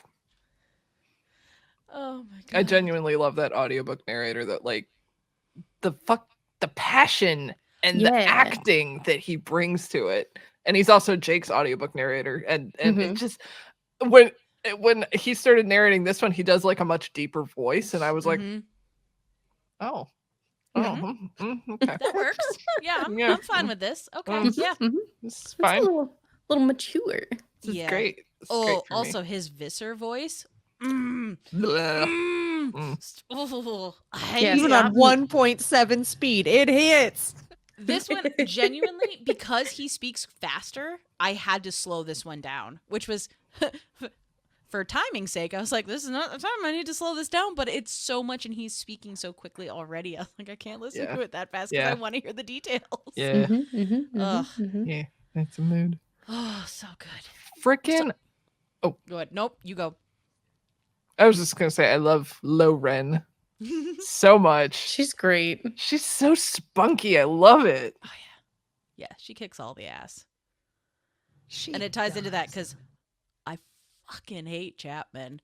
Oh, So much. Piece of shit. the worst. Mhm. I was already not on Team Chapman, and then he had to run his mouth about the Vietnam War and the psychological effects of that, and I was like, get out, you piece of shit. Go. Done with you in that moment, and you only got worse. I mean, this is totally true. Which one of you was it that then pointed out, though, that you still felt somewhat bad for Chapman? Because the next time we see him, after he was yerked now and then yerked in the main... Yeah, okay, this is Jenna's fault. She pointed out to me that the next time we see him, though, he had a daughter and he was begging for her life and like becoming a controller to save her, and how sad of an existence that was. And I was fucking livid that she made me not hate Chapman as much. I still hate him, not as much. Yeah, he's the first time that we see somebody rebel against a yerk in their head. And I hate that you did that to me, Jenna. You're fucking welcome. I just wanted to sit on my fucking high horse and have a good time, but here we are. No. Yeah. So canonically, the Chapman that we get that is a dad and is saving his daughter has no memory of any of the events of this book, right? That's what we're led to believe. Okay. as I know it thus far, I wonder if in any small way that impacts his decision making regarding siding with the Yerks and all of that, in the weird, just, I don't know, echoes of the timeline that wasn't.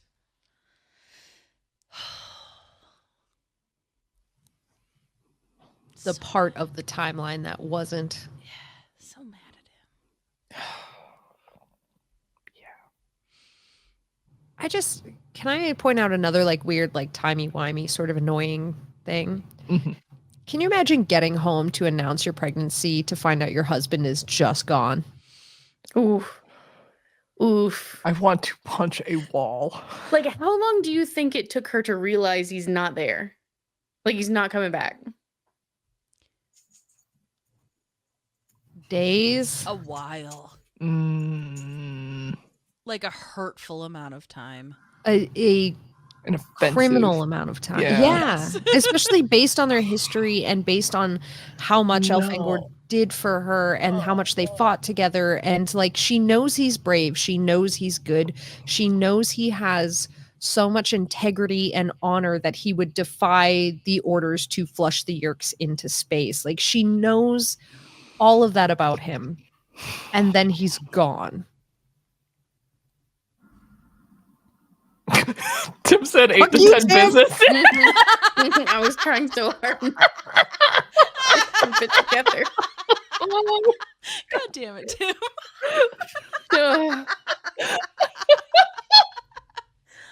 Oh no.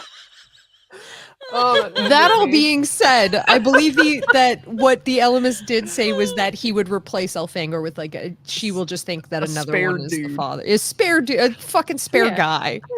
Any dude will do. Any Oh dude. no. God. Oh my So god. I guess that was my question. I think in my mind I glossed over they had just rewritten her so she didn't know him. So there was never a missing point. But, given the information I have now, I don't trust the Elemis to do that. I trust fucking- them to fuck it up. Yeah. And nope, There's a reason she's real sad and broken and leaves. I'm so angry.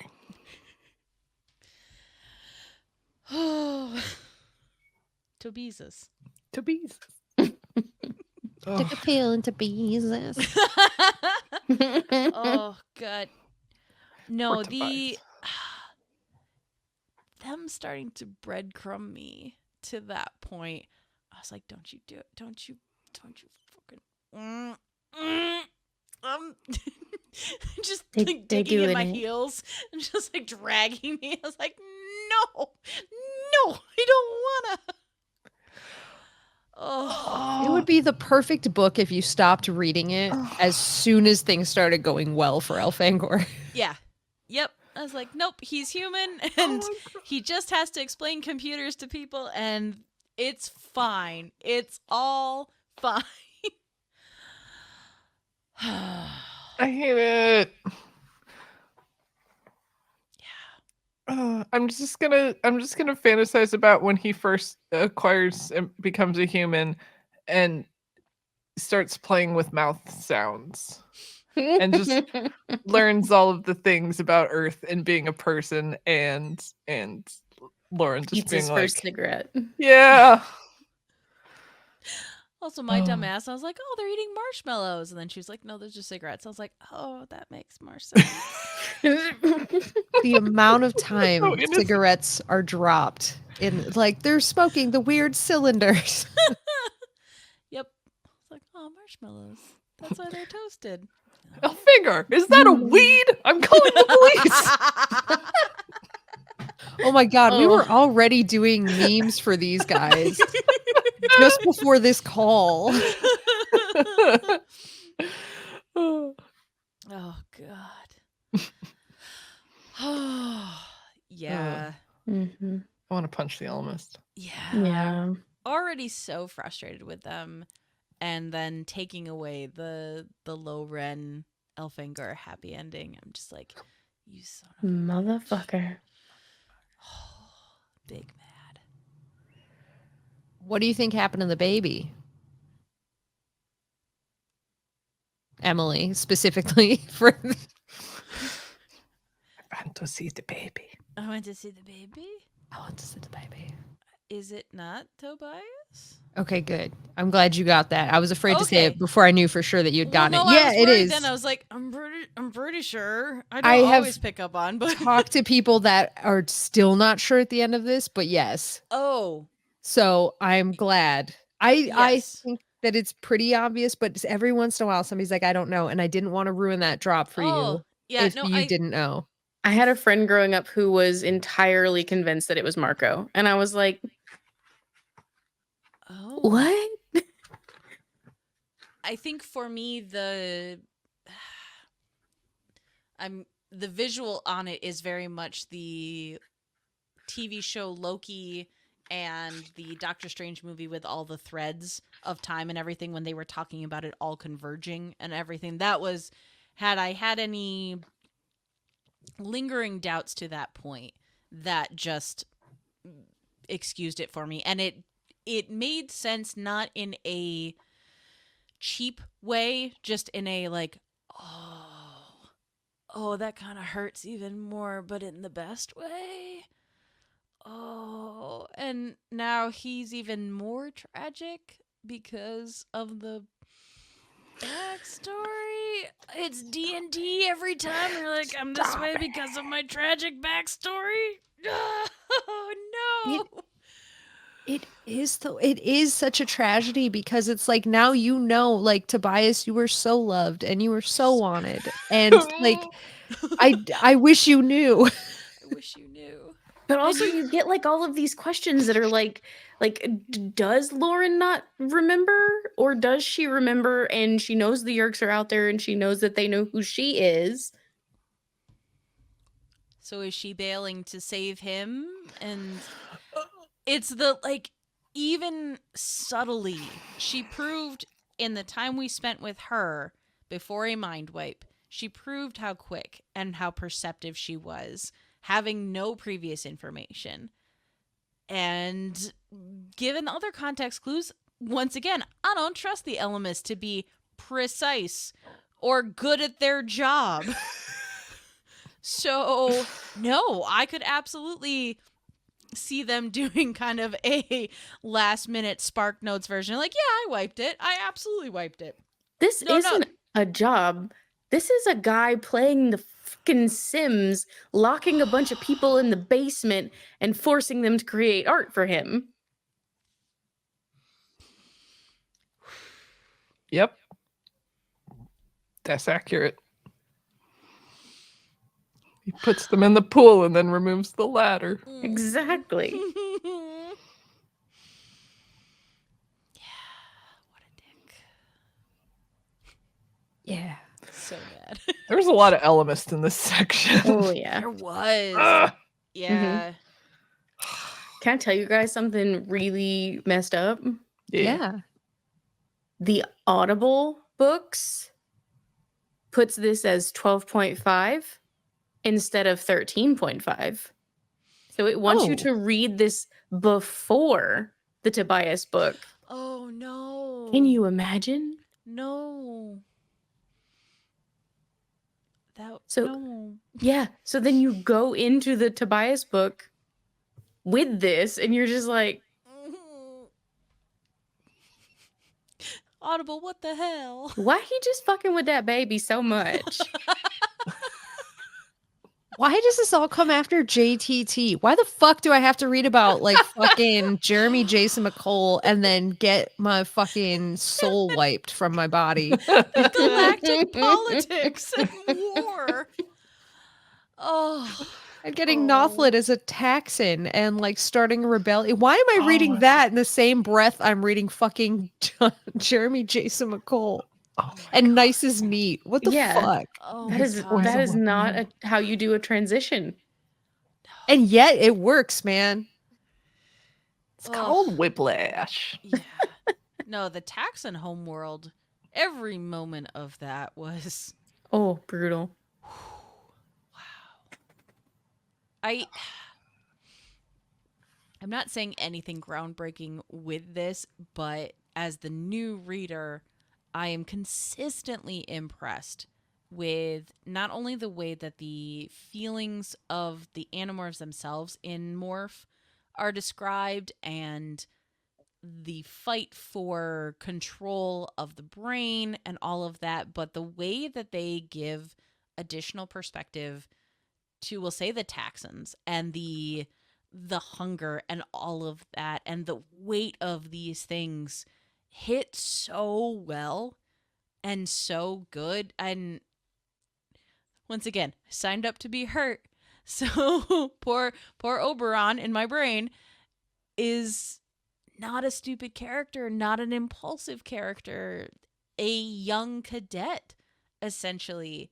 And now saddled with this, I can't control myself. The thing that I feel the Andalites so pride themselves on, the structure and the hierarchy and all of these things that are built into the core of them. And you are a fresh-faced cadet who is just so excited to see battles and all of this. And now an even harsher reality of it than just seeing terrible combat. I don't have words. I just have sounds. What? Yeah. Another casualty of war.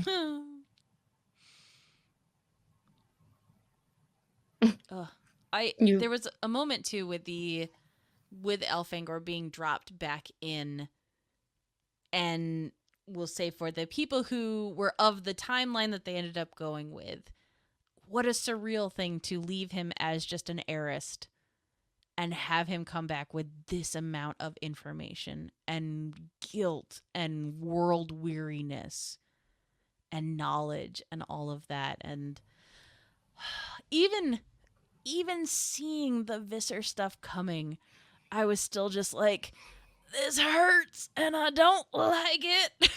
And I wish it wasn't happening right now. Dude, like, not to always bring it back to Axe, but as you said earlier, Alex, to do exactly that. Like, he had to raise his little brother, and his little brother only knows him with the knowledge of what has happened to him. And like that conversation that he and Axe have, you know, up in the ship before the Yerk attack, and then Axe falls to Earth under the ocean, like that's already happened, and that messes me up a little bit. It's like he doesn't even know. The other wild knowledge drop for me is that Emily started the series maybe not fully knowing because it was a game that we played, but you read the Horcrux Chronicles, so you fully knew what Aloran had done in dropping the quantum virus.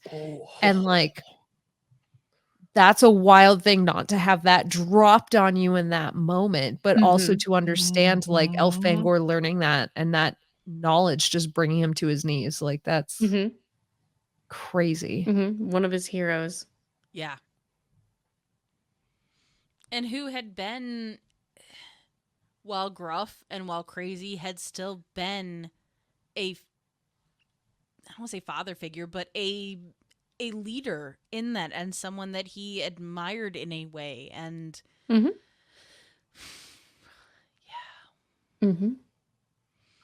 Man, I just love that there's this entire other life that no one else knows about.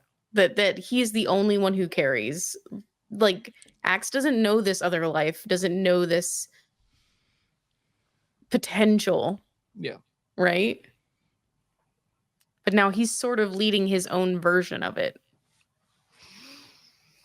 Yeah, and looking up to the choices that Elfangor made, because he's like, Elfangor is also considered this great warrior in his society and not disgraced. He is someone to look up to, and Axe is making all these decisions that we see in the earlier books that Axe is going, this is wrong, this is bad, this is against my culture, and you see them parallel with the decisions that Elfangor makes, and it like, oh my god, that's brilliant. It's like a rite of passage to be disappointed by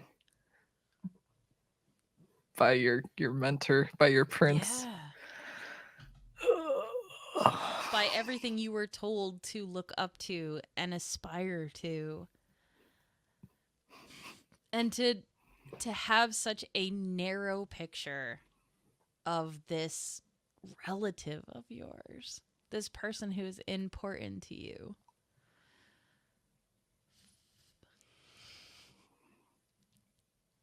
Applegates, why you gotta hurt me so bad? You hurt us. Yeah. So. No, this one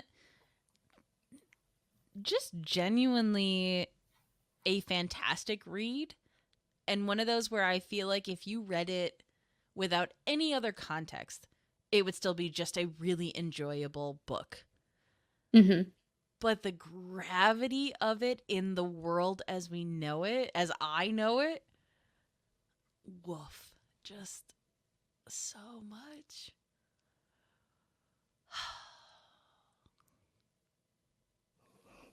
Consistently confronted with my, nope, I hate this person and I like this person. And I was like, what do you mean there's nuance? What do you mean there's levels? How dare you? I am still so in love with this series and so impressed that after all of this time, it can still do this to people. It's good. Yeah. I feel like it sounds like lip service to say I'm genuinely impressed, but it needs to be said, because even being aware of it, I did not fully understand. And to just have something that is so beautifully and intricately woven together, and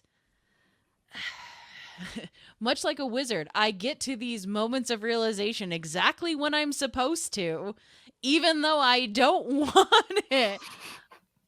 It's so good. And consistently impressed that it is done in a 200-page time frame the majority of the time. Mm-hmm.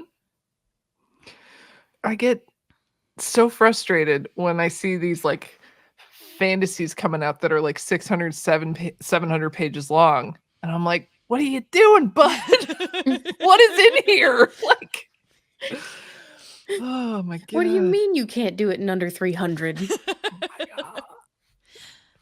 I will say one small exception to that is Jason Doro, because he did take more pages, but he still managed to hurt me just plenty with all of that and just gave me greater detail about it. So Sure, it's sure. You.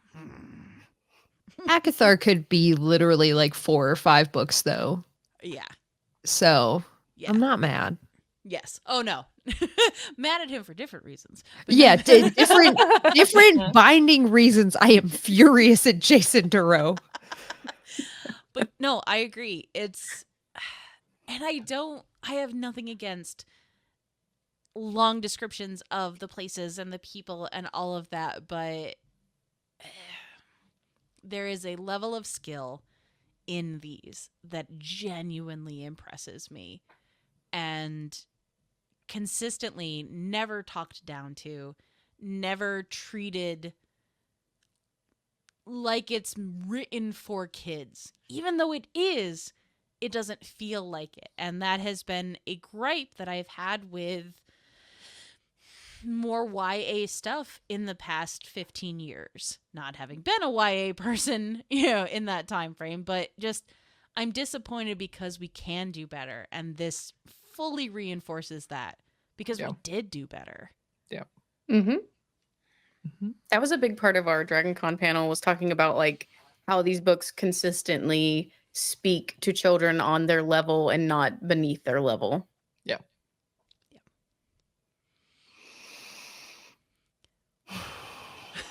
Well, on that note, I have to make all of you guys wrap this up Ugh. and say where we can find you to hear more of your wonderful, wonderful thoughts about everything. Because the other sticker I want to make just says morph out.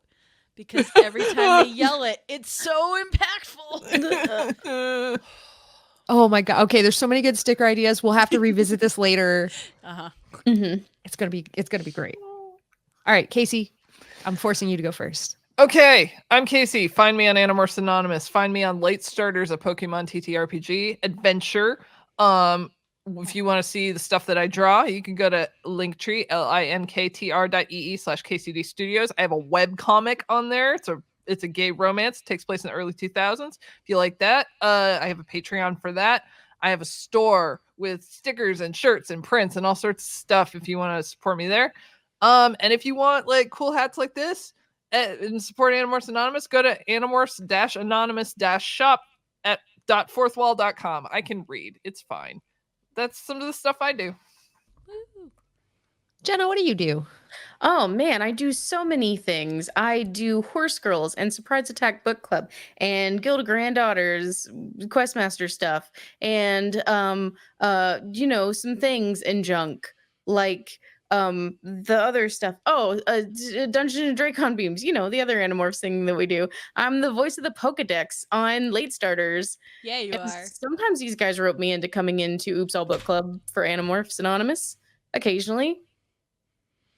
Sometimes you GM games too. Oh, sometimes outside I of do. That's right. Guild of Yeah. Granddaughters. It's very exciting. And you can find me all over the internet at Jenna Chill if you want to ask me questions or talk to me. Yeah, with one L. With one L. It's only got one. It's written somewhere on the screen. Somewhere. I don't know. I can't point to it. But it's Emily's got it. Yeah, but it's there. You can find it. You can talk to me. Emily. Hell yeah. Yeah, I'm Swan. You can find me all over the internet at a swan named Emily. If you want to see my stickers, they're at Etsy at a swan named Emily.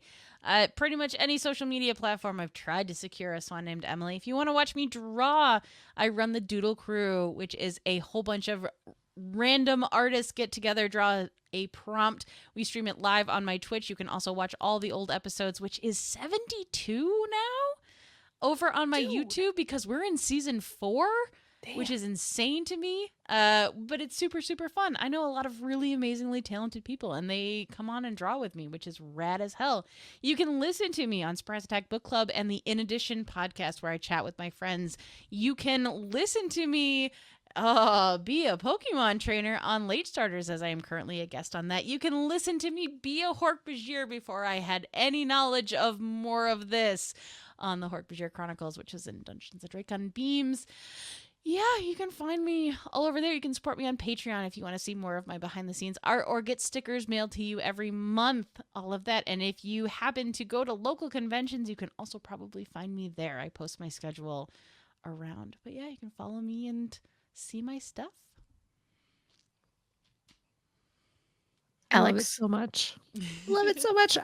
Literally, listen, you can find me on not all of the shows, but many of the shows that these guys just said. But if you want to find all of our works cumulatively, it is linktr.ee/join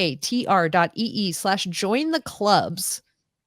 Plural on clubs. You will find all of our work there. You can find my specific stuff, linktr.ee/Alex and Birds. You can find all of my stuff there. But genuinely check out all of the stuff that we do because I think it's delightful as hell. And there's genuinely like so many various things that we do. There's so much stuff. There's so much stuff. You'll find something that you like, I swear. There's so much. So do it. And then also if you follow us on like that kind of stuff or like follow Animorphs Anonymous on like Twitter, Instagram, Animorphs Anon on Instagram, Animorphs Anonymous on Facebook, Animorphs Anon on Twitter, you will find out when the next stream this exact thing is because we are doing more books. Kaycie always tells us which books we're reading because Kaycie is incredibly talented at picking starting and stopping points. It's one of her magical skills that she doesn't even acknowledge. It's crazy. So I love it. And next time we're going to be starting with the first book I ever read, so I'm very fucking excited for it. So yeah. Yeah. That's everything. That's all we got. Morph I out. can't wait. More fun. I can't wait. Bye. Thank you. Hi, Thank Rachel. you.